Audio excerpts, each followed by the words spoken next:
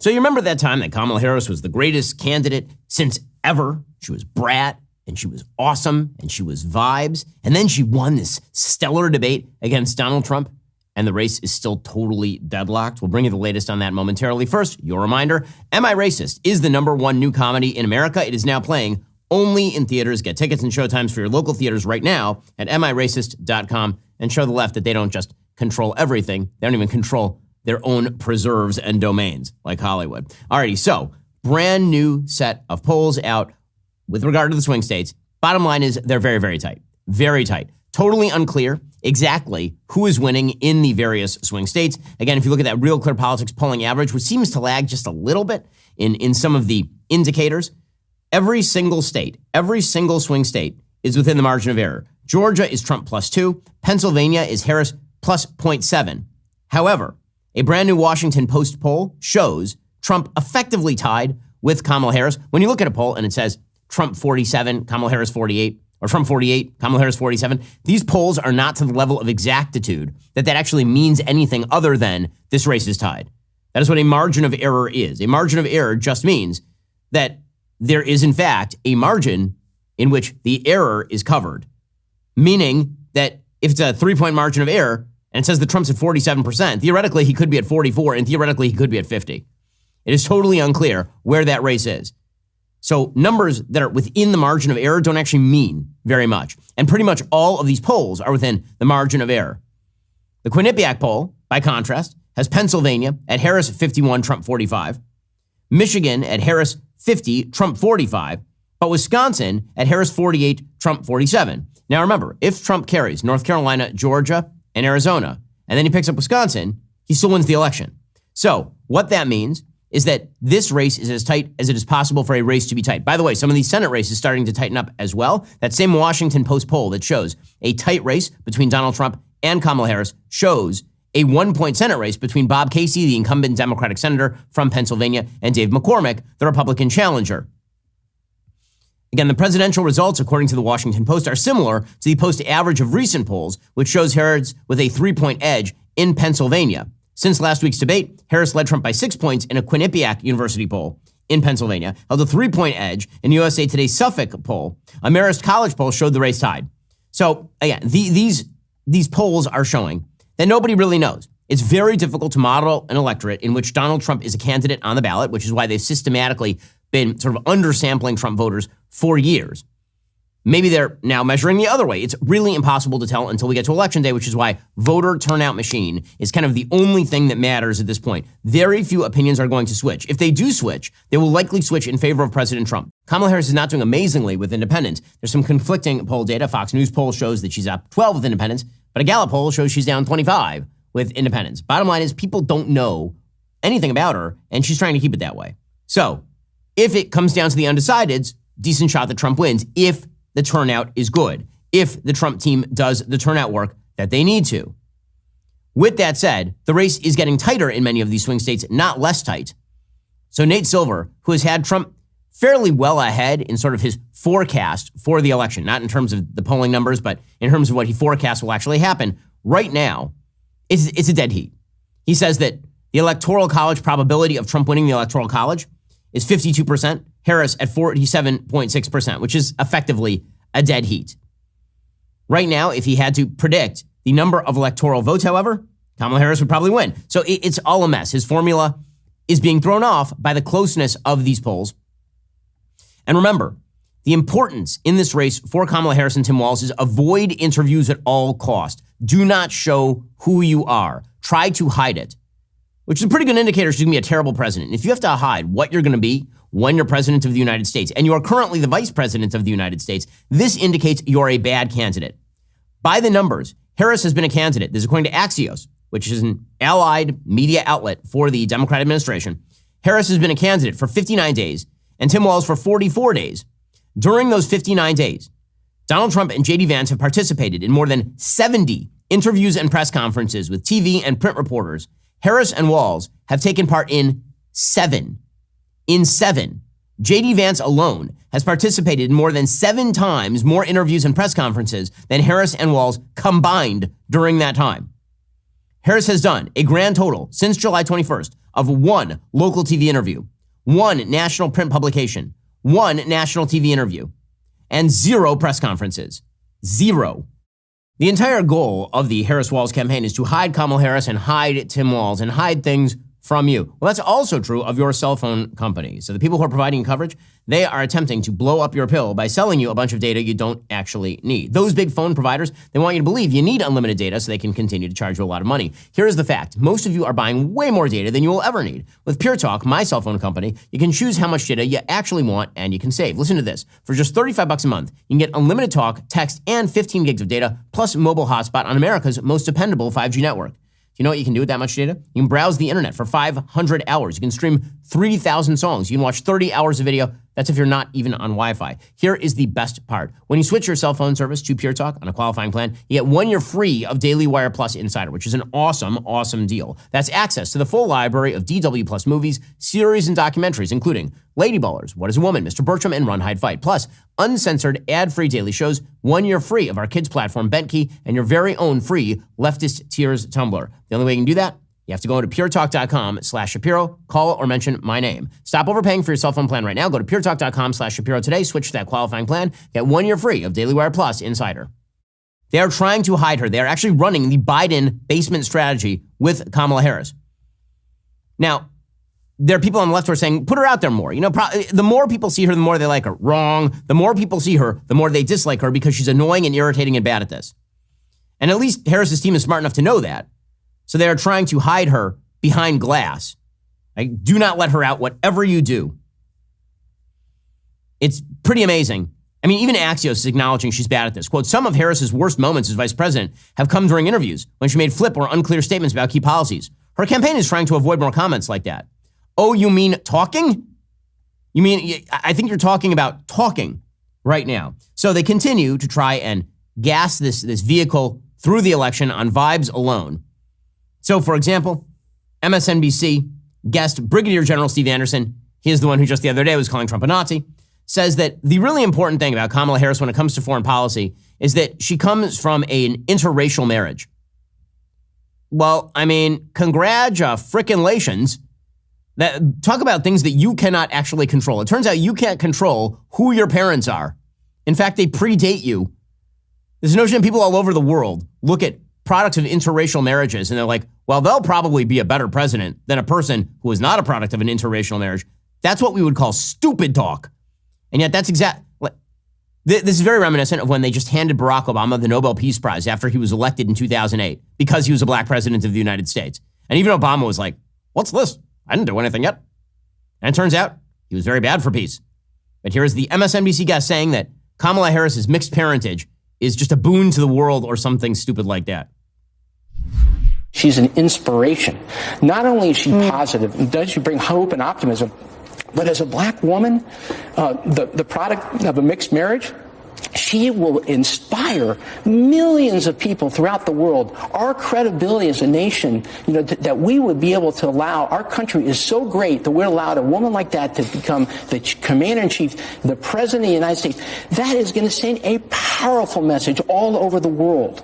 People like Vladimir Putin are going to say, hey, wait a minute. These guys, they truly have a democratic country. They truly are representative. They truly are fighting for all their people. And Kamala Harris is a manifestation of that.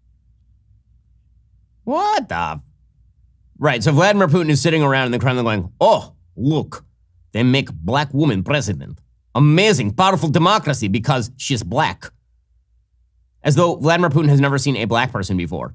Like, what in the F? So this is what they got. And here's the thing. Of course they have to keep her away from the cameras because she's awful. And Kamala Harris is switching accents more often than she switches positions at this point, which is to say an awful lot. So yesterday, she gave a speech at the Congressional Hispanic Caucus, and she dropped a new accent, which was interesting. I didn't know that she had a stereotypical Latina accent. That's exciting. I love you back. You better thank a union member for sick leave. You better thank a This is her union member stereotypical for paid black accent. leave. You better thank a union member for vacation time. Hello to all my divine nine brothers and sisters. And my sorors. She does not have any core to her at all. At all. This is not me saying she's not a black person. Of course she's a black person. Her father was black. Her mother was Indian. Those are just facts that predate her birth and have nothing to do with her character or whether she'll be a good president. When somebody switches accents that often, it's a little weird. If somebody did that in your life, like every time they went into, it's the most patronizing thing. You remember when Donald Trump was ripped up and down because on Cinco de Mayo, he tweeted out a photo of himself eating a taco bowl and saying, I love the Mexicans because taco bowls. And everybody was like, that's ridiculous. That's hilarious and ridiculous. Kamala Harris tries to become a member of every population she speaks to. So when she's speaking to white people, it's like Dave Chappelle when he's pretending to be a white person on SNL like 20 years ago. And when she is speaking to black people, suddenly she's talking like Michael Eric Dyson. And when she is talking to Hispanic people, suddenly she's dropping into dialect that she picked up from like a 1990s episode of LA Law or something. It's bizarre. I mean, what? And they're still trying to weave this into an actual case for her. Elizabeth Spears, who is just another awful opinion writer for the New York Times. And man, they have a stable of opinion writers. It's like they've got Secretariat, Man of War, like every great horse in history of awful opinion writers. Awful opinion. So Elizabeth Spears has a piece titled, The Real Reason the Harris Twang is Driving Republicans Crazy. I can tell you why it's driving people crazy, because it's totally inauthentic, because she's a phony and because she's a fake. That is why. And if anyone in your family did this, you'd think they were sociopathic. If you brought them to a series of dinner parties and they just started changing their accent, you'd be like, what in the actual F is happening right now? Who are you? Why are you doing this thing? Elizabeth Spears suggests that the reason that Republicans are upset with Kamala Harris changing her accent like this is because Republicans who think that white, possibly racist working class people are their base might feel that a black Democrat using a Southern accent is stealing their shtick or their votes. Nailed it. That's what it is. That's what it is. It's not that we think she's inauthentic, a phony, completely ridiculous. It's that we are afraid that she's going to steal Southern. Yeah, right. I'm deeply worried that Kamala Harris is going to steal Southern votes. She's going to get wiped out in the South. She's going to get wiped out in the South because of the red states, and she's really, really, really leftist. And she works for the administration that has made life a misery for an enormous number of people. The inauthenticity is just complete with her. So I am not particularly worried about Kamala Harris stealing Southern votes because of a Southern accent. One reason is because she is wildly pro-abortion. It turns out most people in the South, not wildly pro-abortion. The Biden administration has decided that standing up for innocent life should be a criminal offense. It seems the far left's agenda now includes terminating lives even after birth. This happened, by the way, despite their lies, this has happened a multiplicity of times across the United States. The baby is born during an abortion procedure, and then they want to decriminalize what happens next to the baby. Here's the thing. We're not going to stand for this. Preborn is a longtime sponsor of the show, and they're fighting back. They've positioned their clinics in the areas with the highest abortion rates, ready to support moms facing unplanned pregnancies. Let me tell you, their approach works. When a mom sees her baby on an ultrasound and experiences real compassion, her likelihood of choosing life doubles. Now, I know many of you listening are pro-life. For just $28, that's less than you'd spend on a dinner out, you can sponsor an ultrasound that could save a life. Think about it. $28. That's all it takes to potentially change the course of not just one life, but two, the baby's and mom's. So here's what you need to do. Dial pound 250, say keyword baby. That's pound 250 baby. Or if you prefer, go to preborn.com/Ben. That's preborn.com/Ben. Every donation is tax deductible, goes directly to defending the defenseless. Let's show the left we don't just talk about protecting life, we actually do it. I'm going to show you more and more Kamala Harris as this election goes on because, frankly, I think it's good that you get acquainted with the person who might actually become the president of the United States before you sign on for a long period of time.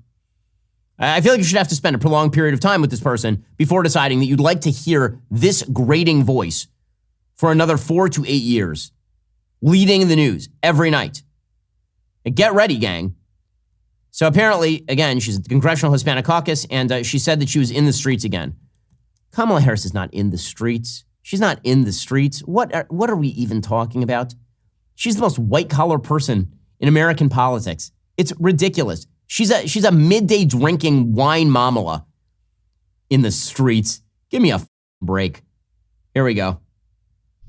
Recently, I was in Nevada. I'm in these streets. Let me tell you, I'm everywhere. I'm in these streets.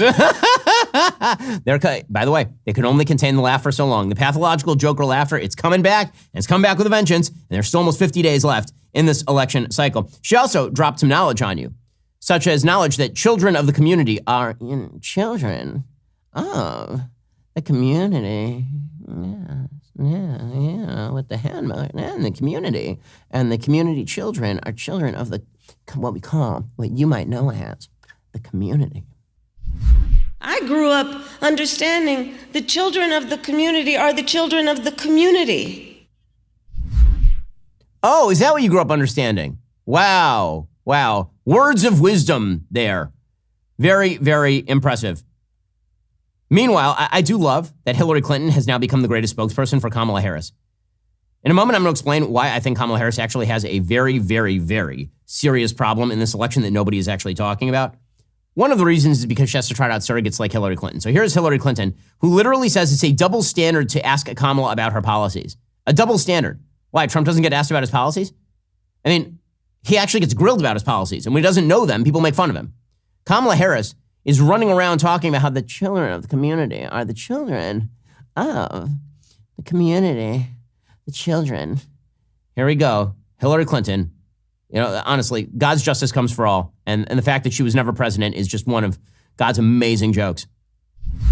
She's put out policies on her campaign website. Mm-hmm. Anybody who's truly interested can go and read about them. She referenced policies. That's she nonsense. Actually doesn't just have policies and concepts. She has, plans about what to do. I think it's it's a double standard, and it's a double standard that is partly because they are still getting to know her, but also because they're still grappling with the idea like, oh, am I really going to vote for a woman to be president and commander-in-chief? She's going back to that well. Now, to her credit, Kamala isn't trying not to go to the I'm a woman, hear me roar well. Her entire campaign is based on it. It is inherently based on that, which is why all of the men who surround Kamala Harris are inherently beta submissives. That is their entire campaign persona. Doug Emhoff is doing the dumb sitcom dad from 2005. Tim Walz is doing the dumb sitcom dad coach from 2005. They're both doing the we are submissive to Kamala Harris routine. It's really off-putting. Even the media, by the way, are getting a little tired of this routine. Dana Bash, who treated Kamala Harris with kid gloves when she actually had a chance to interview her, even she was like, you know what? You could actually start a drinking game listening to Kamala Harris throw out those platitudes. When you listen to Kamala Harris on what she will do, you can almost start a drinking game every time she says small businesses. Mm-hmm. Well, actually, when you ask what she will do, she immediately as I say, she sounds like the beginning of David Copperfield. Chapter 1, I am born. I'll be like, so what do you want to do about inflation? She'll be like, well, I was born. It's like, well, congratulations to you, madam. Abby Phillips of CNN, again, a Kamala ally. Even she's like, yeah, I haven't seen any specifics from Kamala Harris. She's just babbling nonsensically. Black journalists today at the NABJ pressed Vice President Kamala Harris on policies from guns to the war in Gaza, but many of her answers lacked specifics, and some Democrats, like Hillary Clinton, told Kara Swisher that that's perfectly fine. Oh, Democrats said that it's perfectly fine. I can't believe it. Why, it's almost as though she is just a face on the machine, and it doesn't matter what she says her policies are because she'll push the same policies. Now, here is the problem that I'm talking about when it comes to Kamala Harris, and it does come back to this inherent gender gap that her candidacy has created. It is perfectly obvious, by the way, from the voting of the Teamsters. So the Teamsters take a poll before they decide whether to endorse somebody. Yesterday, the Teamsters decided not to endorse anybody, which is kind of a shock because typically they support the Democrat. Well, there's an electronic poll. The electronic poll earlier in this campaign, when Joe Biden was the candidate, before that, Biden was ahead of Trump among the Teamsters, 46-37, with Robert F. Kennedy at 5%. Right, so a 9-point lead for the Democrat. With Kamala Harris in the race, here is the actual result of the electronic poll. 60 Trump, 34 Harris. A survey conducted via phone was similar. 58 Trump, 31 Harris. So what could that be? What could that be? Is that because they believe that Kamala Harris is significantly less pro-union than Joe Biden? Or is it because they believe, because it turns out that voters are multifaceted. Union members don't just vote as members of a union, they vote as fathers, they vote as husbands, they vote as people who are members of their community and their church. And they look at Kamala Harris and they say, this is a person who disdains masculinity. This is a person who's part of a broader movement that suggests that masculinity is somehow toxic and that the only type of males who ought to be emulated are goofballs like Tim Walz and doofy like her husband, Doug Emhoff, the fakest person in the campaign. I have a peculiar soft spot for my dislike of Doug Emhoff, given his faux Jewry, which he trots out at every possible opportunity. In any case, there is something happening that's happening under the surface. And it's sort of a reverse Obama effect. So back in 2008, people were real proud to vote for Obama. People were taking photos of themselves in the voting booth, voting for Barack Obama to show all their friends how tolerant and diverse they were. With Kamala Harris, there's a certain level of embedded dislike of Kamala Harris as a politician, and people are afraid to say it because they are afraid they will be perceived as intolerant. But when they are quietly polled by their own union members, for example, they shift their viewpoint. That is a massive swing. And that is indicative of something. And for some reason, the Teamsters swung from 37% for Trump to 60% for Trump, a 23-point swing based on the switch out of Biden to Harris. And everybody's been talking about the upsides of Harris, that Democratic enthusiasm is up. They've been talking about the upside of Harris, which is that people of color are going to vote for her with more alacrity than they would have Joe Biden. What they're not talking about is the fact that Joe Biden actually had some crossover potential with particularly white blue-collar males. And those people look at Kamala Harris not for racial reasons, but for the reason that her entire attitude is indicative of a belief in the sort of logic that Barack Obama used in 2012, that if you're a white person, you're a white dude for Kamala. That sort of attitude has a very negative implication for a lot of people in this country who don't feel comfortable with Kamala Harris. A lot of guys, by the way, who felt comfortable with Barack Obama in 2008 and didn't feel comfortable with him in 2012 when he actually lost some 3 million votes. Well, dudes have been almost completely disregarded by the Democratic Party, but dudes have some unique problems that there are solutions to.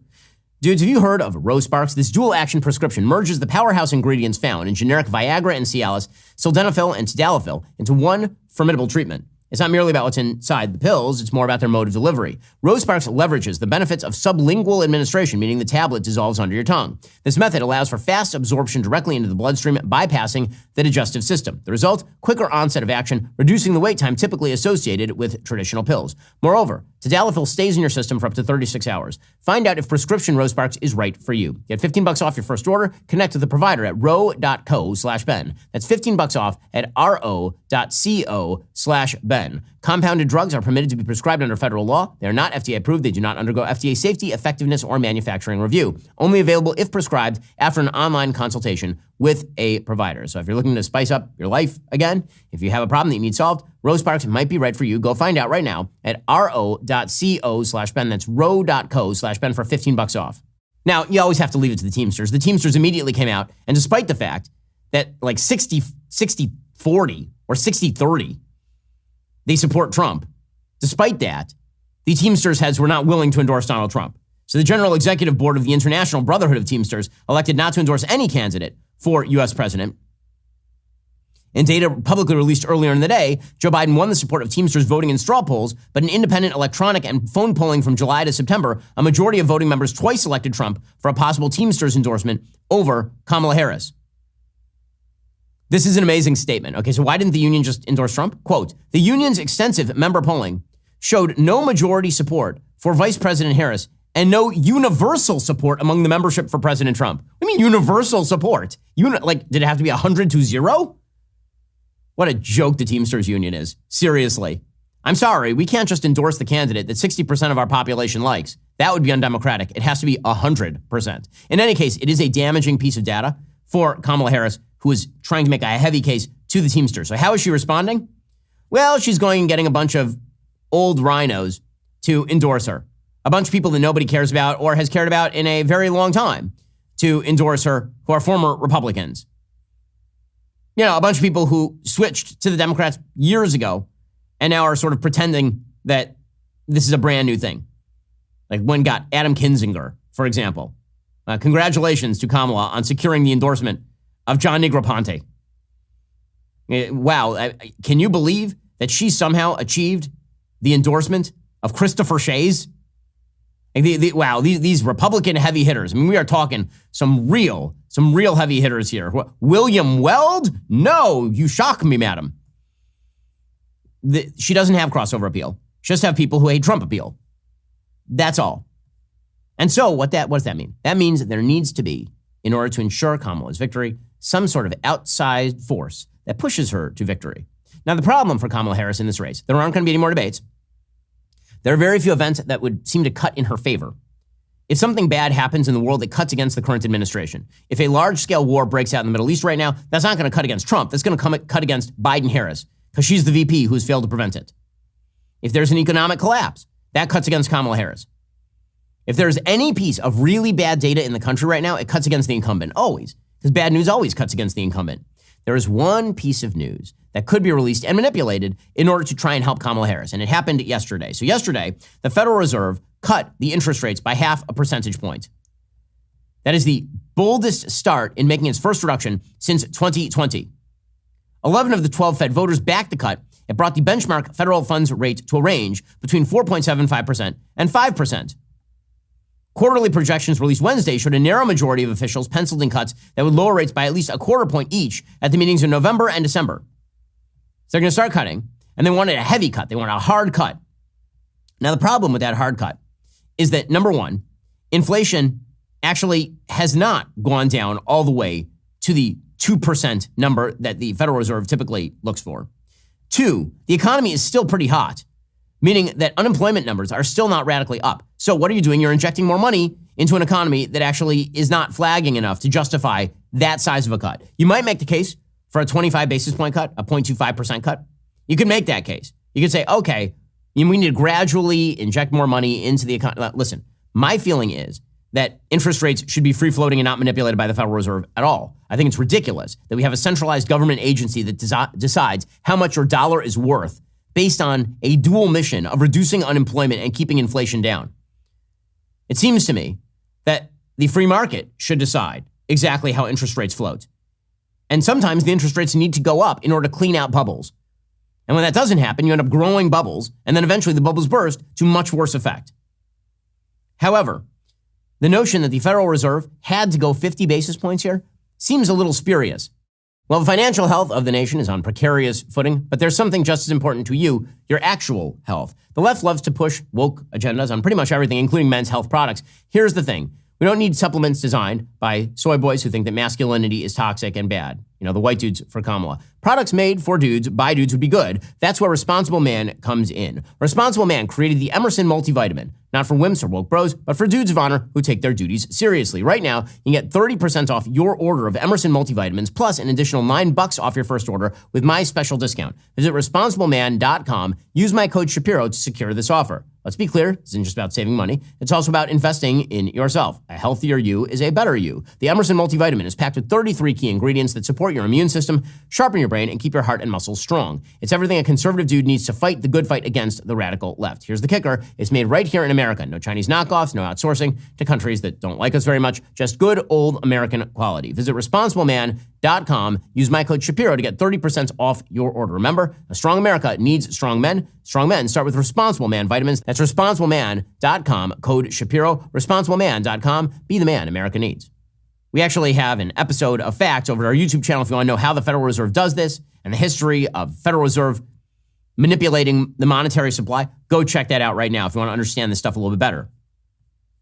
The federal governor, Michelle Bowman, dissented against Wednesday's decision in favor of a smaller quarter-point cut.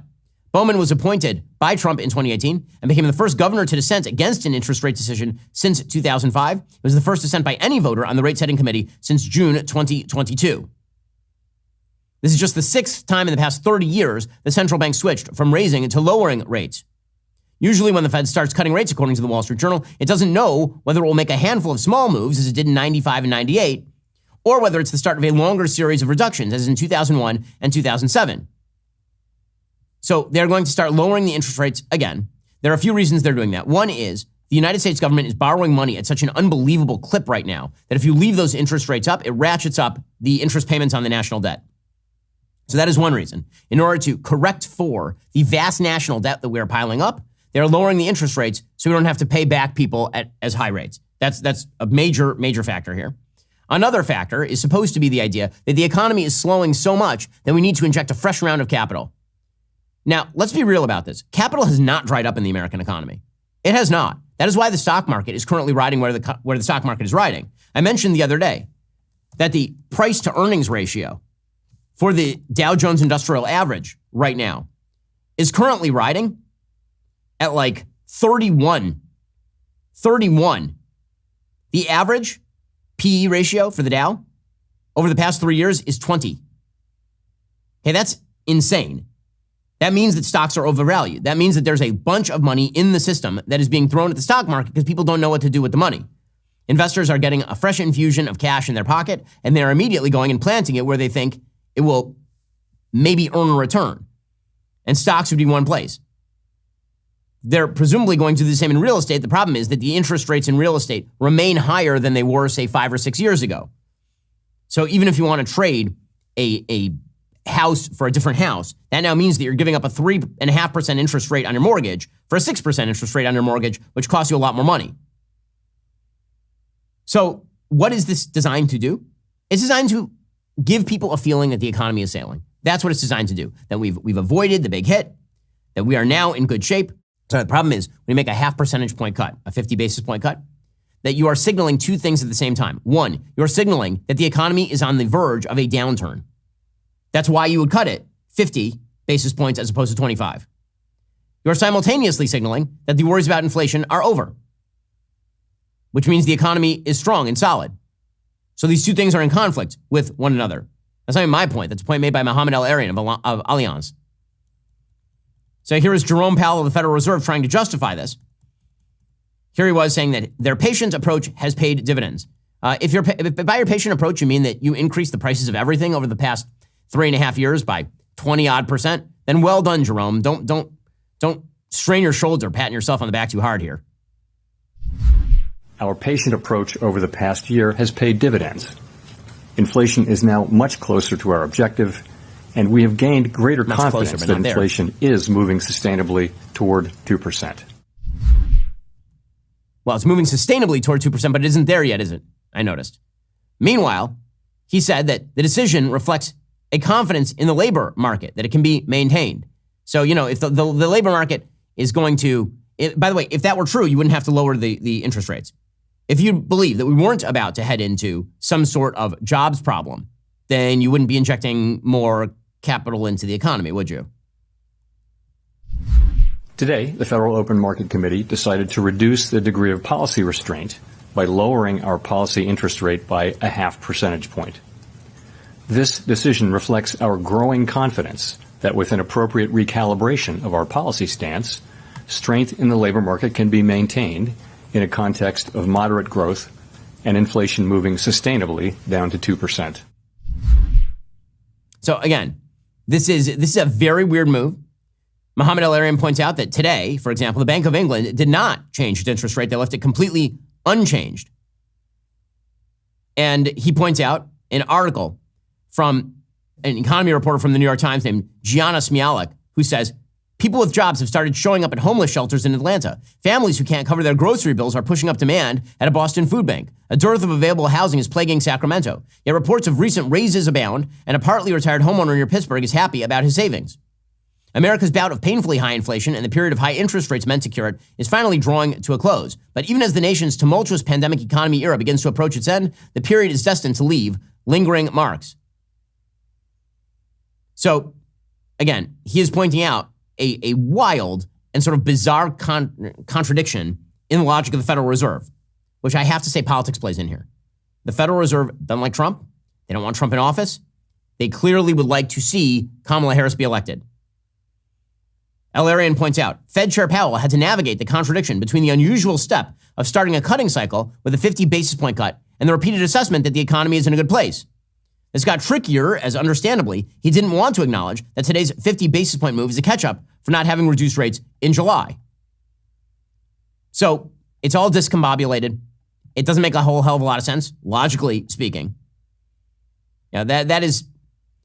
But what is it really about? What it's about is trying to generate an ersatz feeling of good momentum on the economy, despite the fact that, by the way, the Business Roundtable CEO Economic Outlook Index suggests that the job market is, in fact, slowing.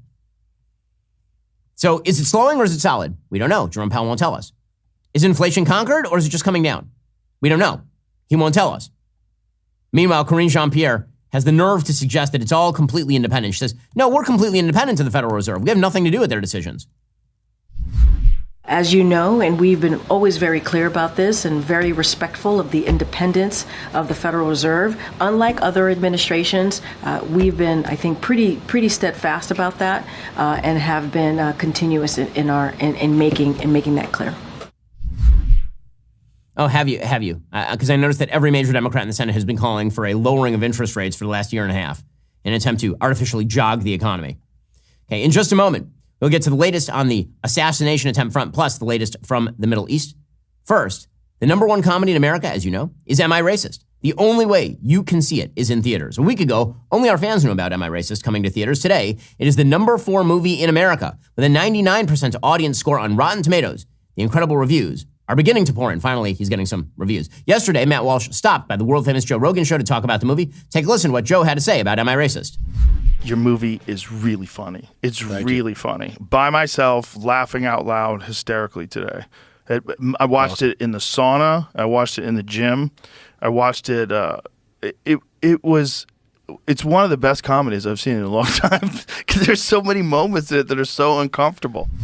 You heard it from Joe Rogan. Don't miss out on the movie. They'll make you gasp, laugh, and cringe. If you haven't yet seen Am I Racist, go to miracist.com, get your tickets. If you have seen Am I Racist, see it again this weekend. I repeat, it's only in theaters, only place you can see it. Keep the momentum going as we make history at the box office. Head on over to miracist.com right now. Well, meanwhile, the attempts to lie Kamala Harris into the White House, those continue apace. ProPublica, which is a far-left outlet that routinely propagandizes on behalf of Democratic causes, they are now pushing a couple of lies about Georgia abortion restrictions.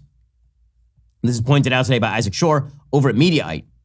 In a pair of recent articles, ProPublica blamed the death of 2 Georgia women on the bill in Georgia that outlaws abortion once a fetus has a heartbeat, with exceptions for rape, incest, and health of the mother.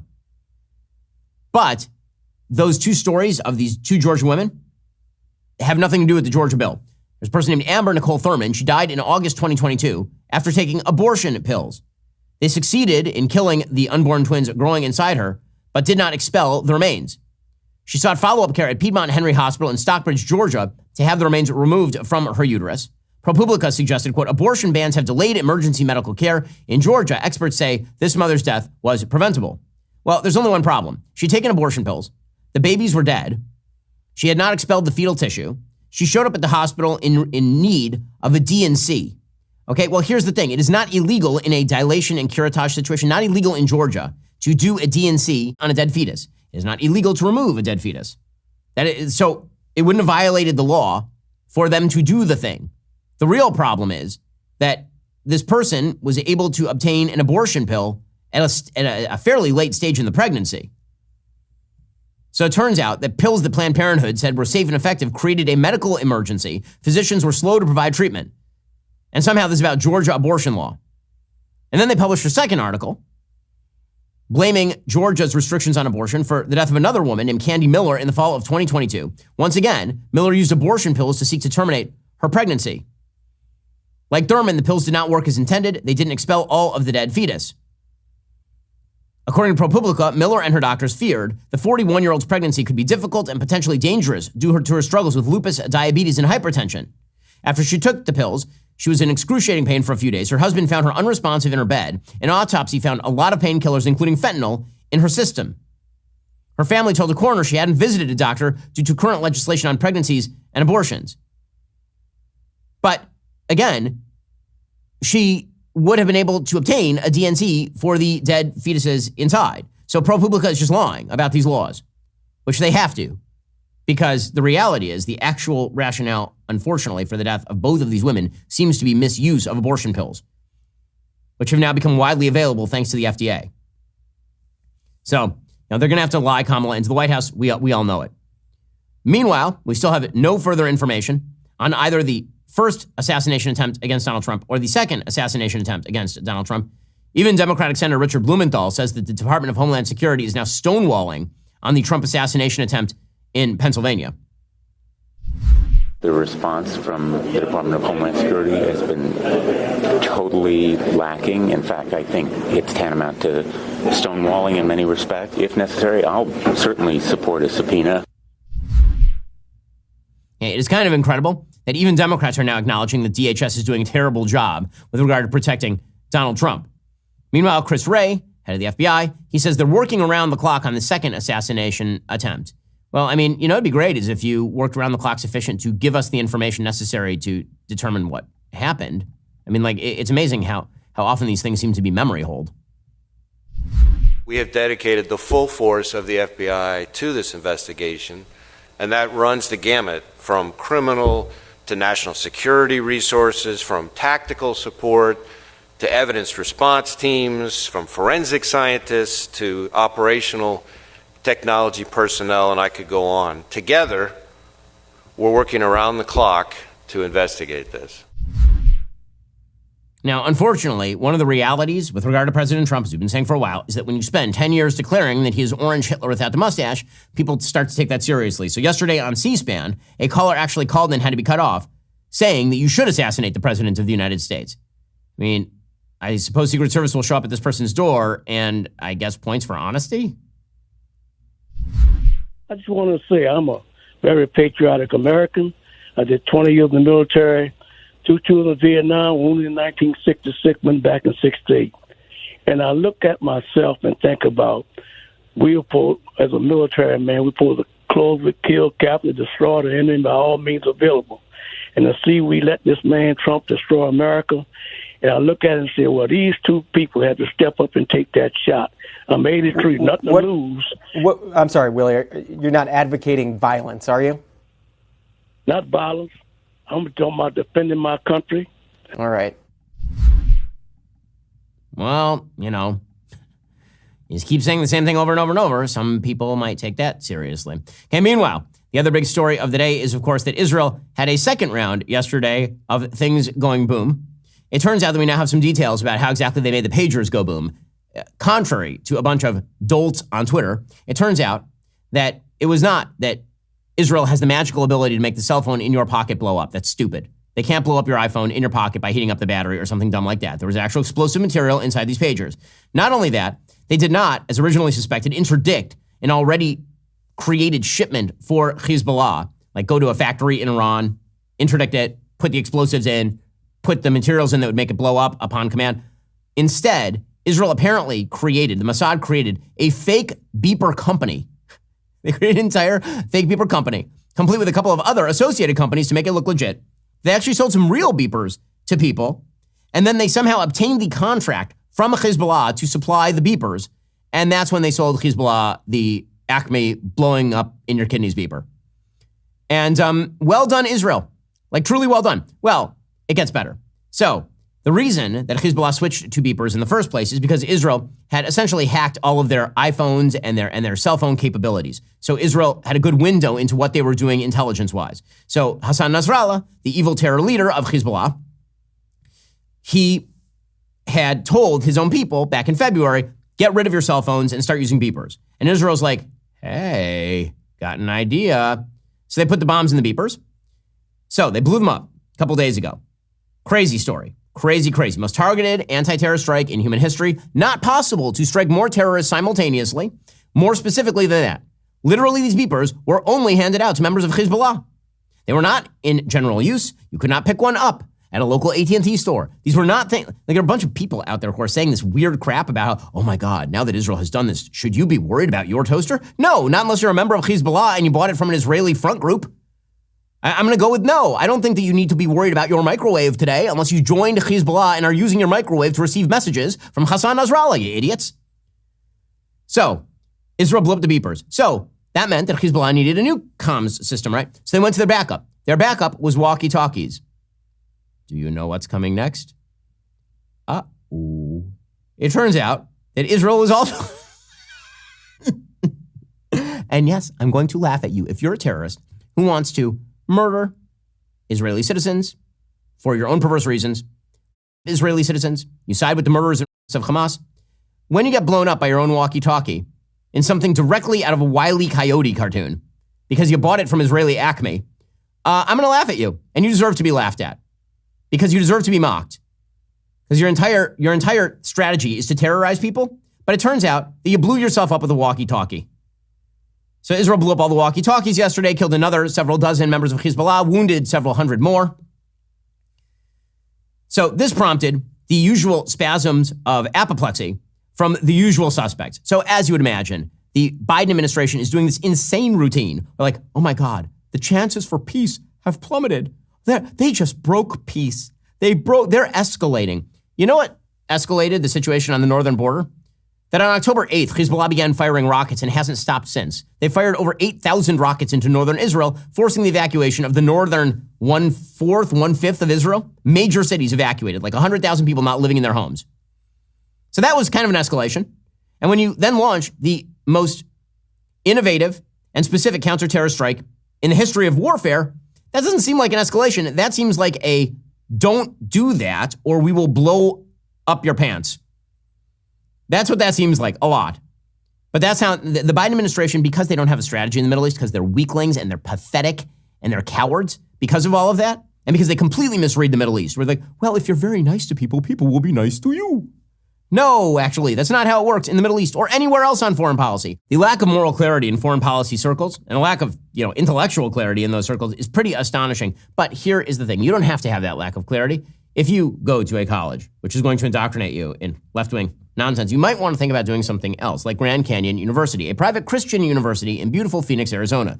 GCU believes we are endowed by our Creator with certain unalienable rights to life, liberty, and the pursuit of happiness. GCU believes in equal opportunity, and the American dream starts with a purpose. GCU equips you to serve others in ways that promote human flourishing and create a ripple effect of transformation for generations to come. By honoring your career calling, you impact your family, your friends, and your community. Whether you're pursuing that bachelor's, master's, or doctoral degree, GCU's online, on-campus, and hybrid learning environments are designed to help you achieve your unique academic, personal, and professional goals. With over 330 academic programs as of December 2023, GCU meets you where you are and provides a path to help you fulfill your dreams. The pursuit to serve others is yours. Find your purpose at Grand Canyon University, private, Christian, affordable. Visit gcu.edu. That's gcu.edu. Go check out Grand Canyon University today. It turns out, if you want people to be nice to you and they're not your allies, the best way to make them be nice to you is to remind them that if they're not nice to you, their pants blow up. It turns out that's a much better way to do things. As Donald Trump, above all, knew. Didn't stop the Biden administration from continuing this nonsense. So Tony Blinken yesterday, who's very uncomfortable with Israel defending itself by killing terrorists or by blowing off their balls. Very, very upset was Antony Blinken yesterday. The United States did not know about, nor was it involved in these incidents. And we're still gathering the information and gathering the facts.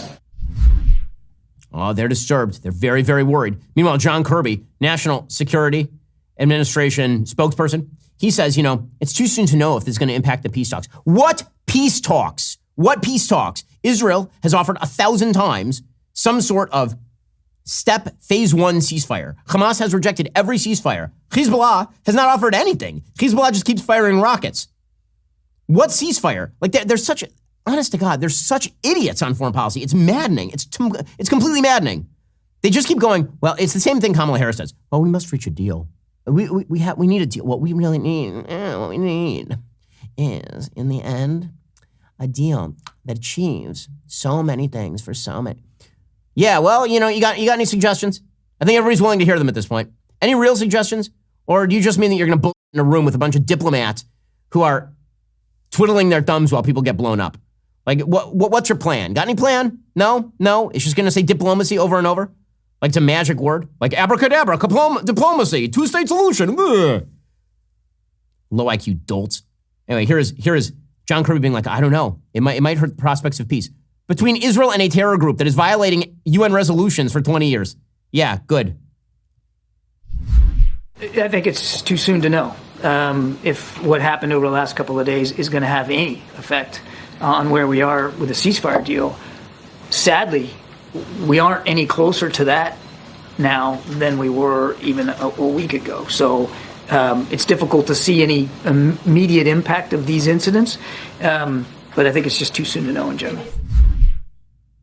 I cannot imagine why the Iranians are attempting to back Kamala Harris, which they clearly are. According to the Associated Press, today, Iranian hackers sought to interest President Joe Biden's campaign in information stolen from Donald Trump's campaign, sending unsolicited emails to people associated with the then Democratic candidate in an effort to interfere with the 2024 election.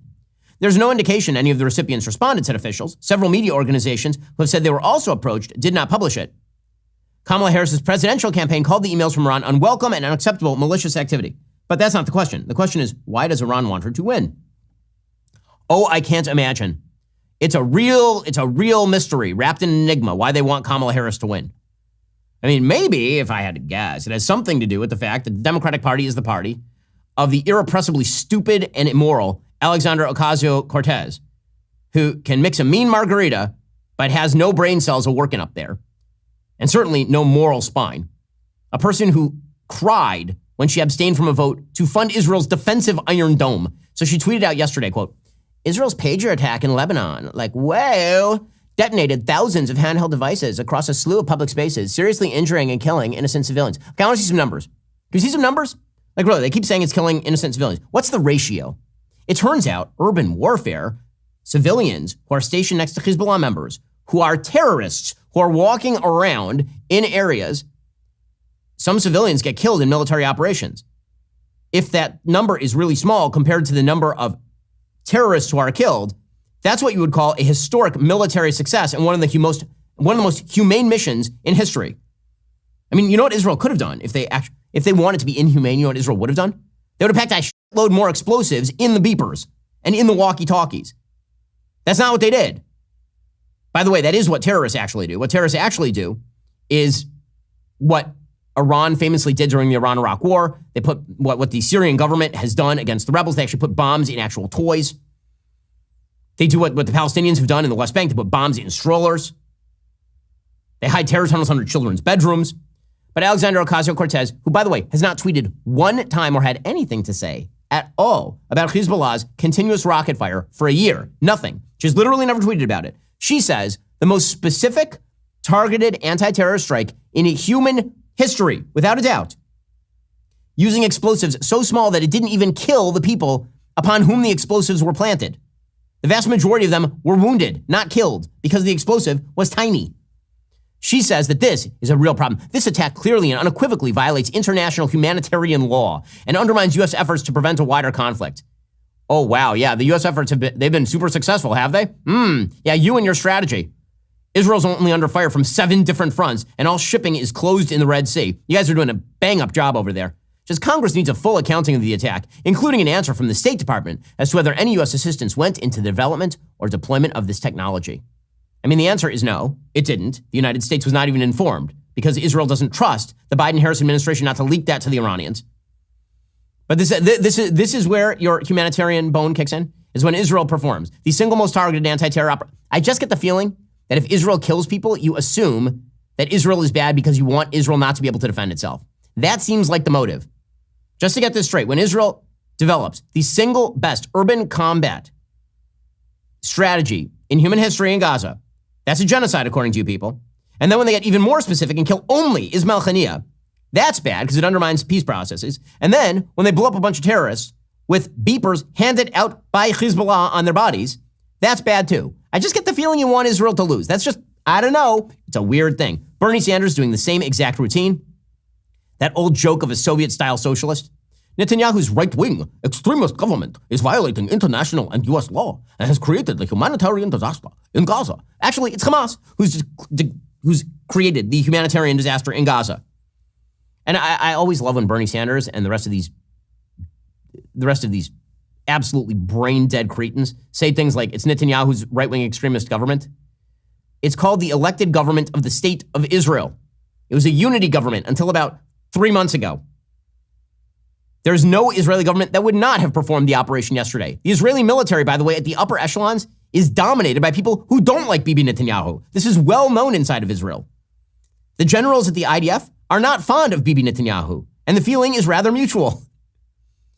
They are the ones who recommended the operations. Sanders said, "Today I announced I will file a joint resolution of disapproval to stop the sale of U.S. arms to Israel and end our complicity in this." He just wants Israel to lose. That's all. He wants Hamas to win. He wants Hezbollah to win. That's all you can take away from this. His tweets sound exactly like those of Antonio Guterres, the head of the despicable United Nations. And I wish Donald Trump would promise today to not just remove funding from the UN RWA, which, of course, he did when he was president. He should pledge to withdraw the United States from the United Nations tear down the building. It's on American soil, save us billions of dollars, salt the earth. The UN is a trash heap. It's always been a trash heap. It is a legitimization device for some of the worst regimes on planet Earth and for complete moral turds like Antonio Guterres. Quote, I'm deeply alarmed by reports that a large number of communication devices exploded across Lebanon and Syria, killing at least 11 people, including children, and injuring thousands. All actors must exercise maximum restraint to avert any further escalation. Oh, well, yes. Yeah, well, weird, because Hezbollah has not exercised any restraint. I remember when there was a UN resolution that dictated that the UN would occupy southern Lebanon so as to prevent this sort of conflict. And then I feel like some unanswered. Where is the UN? Where are all those UNIFIL forces in southern Lebanon preventing this conflict? Oh, you mean they just handed it over to Lebanon? They just handed it over to Hezbollah? Weird. Very strange. And when he says, well, they just injured thousands. Do thousands of people carry around Hezbollah beepers? Why? By the way, when's the last time you carried around a beeper? Did I misread my calendar? Is it actually 1997? Are you really worried about your Nokia beeper going off right now? How many of you in my audience? How many of you carrying around a beeper like this moment? The answer is 0. How many are members of Hezbollah carrying around a beeper? Other than tangential members of Rashida Tlaib's staff? None? Oh, weird. Again, you can see the underlying message is oh so clear. These people don't give a damn about international law. They've had nothing to say about Hezbollah or Hamas this entire time. They just want Israel blown off the map. That's what they want, and they're pretty clear about it. And hiding behind humanitarianism is just the latest guise. In the same way the left hides behind free speech in order to promote methodologies that destroy free speech and freedom of religion and freedom to bear arms and all the rest of your freedoms, they are constantly using the arguments that they hate in order to forward the interests and powers that they align with. Humanitarian law. But Hamas is fine. So is Hezbollah. So is what's going on in Congo. So what's going on in Syria. All over the world. Totally fine. It's really just those dastardly Jews. Alrighty, coming up. Sunny Hostin over at The View. She has a perspective on Brittany Mahomes. Brittany Mahomes is apparently very, very bad. She's bad because she posted something pro-Donald Trump. If you're not a member, become a member. Use code Shapiro. Check out for 2 months free on all annual plans. Click that link in the description and join us. Republicans are Nazis. You cannot separate yourselves from the bad white people.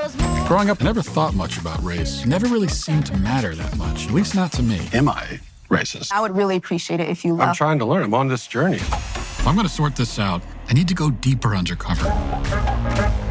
They gonna say I'm racist. Joining us now is Matt, certified DEI expert. Here's my certification. And what you're doing is you're stretching out of your whiteness. This is more for you and less for you. Is America inherently racist? The word inherent is challenging there. I want to rename the George Washington Monument to the George Floyd Monument. America is racist to its bones. So inherently. Yeah, this country is a piece of white folks, white trash, white supremacy, white woman, white boy. Is there a black person around? What's a black person right here? Does he not exist? Say I'm racist.